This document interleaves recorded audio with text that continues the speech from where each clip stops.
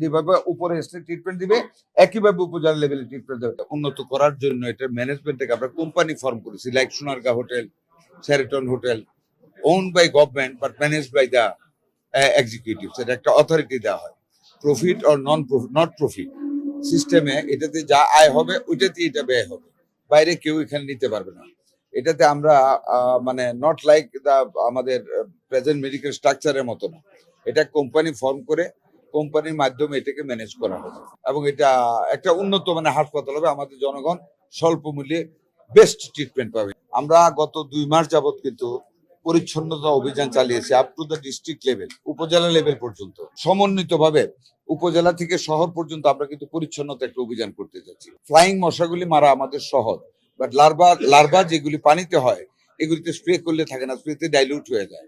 সেইখানে একটা ট্যাবলেট বের হয়েছে, স্প্রে করতে হয়। সেটা বড় ডিচে কিন্তু করা যাবে না, ছোট ছোট জায়গায় যেখানে লার্ভা জন্ম হচ্ছে, হাড়ি পাতিলের মধ্যে, নারিকেলের শুকরার মধ্যে, টায়ারের মধ্যে, এইগুলিতে একটা মানে মেডিকেলি অ্যাগ্রিড ডিস্টেন্সে এগুলি দিলে লার্ভাগুলি মরে যায় ট্যাবলেট দিলে।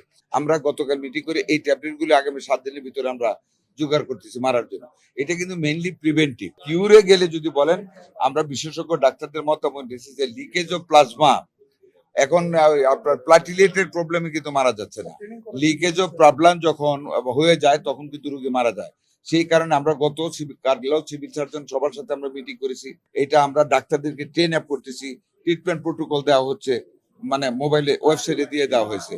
সেইখানে আমরা প্রত্যেকটা রোগীর প্রতি ডাক্তারদেরকে নিবিষ্ট দৃষ্টি দেওয়ার জন্য বলছি, যাতে কোনো ক্রমে প্লাজমা লিকেজ পর্যায়ে পেশেন্ট না যায়। 2 নাম্বার যেটা নিয়েছি, যেমন ডাক্তাররা কালকে বলেছেন, একটা রোগীর জ্বর সেরে গেল, প্লেটলেট ঠিক থাকলেও দেখা যায় বাড়িতে চলে যায়, গেলে 2-3 দিন পরে তার প্লাজমা লিকেজ হতে পারে যে কোনো কারণে এটার প্রভাবে। সেখানে আমরা বলেছি সিকিউরিটি গার্ড রাখতে হসপিটালে। কোনো রোগী 100% ডাক্তাররা নিশ্চিত না হওয়া পর্যন্ত হসপিটাল থেকে আমরা রিলিজ হতে দেব না। আমরা পর্যাপ্ত পরিমাণে কিট আমাদের হাতে অলরেডি রয়েছে এবং 30 তারিখ পর্যন্ত ওই যে রিয়েজেন্ট আসতেই থাকবে। একটা রিয়েজেন্টের আমাদের কোথাও কোনো অভাব হবে না ইনশাল্লাহ। আমরা এইভাবে প্রস্তুত নিচ্ছি। শুধু রিয়েজেন্ট না, আপনাদেরকে গর্বের সাথে বলি, আমাদের কাছে জনস্বার্থে ব্যবহৃত সকল ভ্যাকসিন, সকল রিয়েজেন্ট এই প্রায় 4 মাসে আমরা পর্যাপ্ত পরিমাণে স্টক করে ফেলেছি। এক স্যালাইন, আইভি ফ্লুইড আমাদের হাতে অলরেডি কয়েক লক্ষ স্যালাইন আছে। যখন যেটা প্রয়োজন তখন সেটা আমাদের দেওয়া হবে।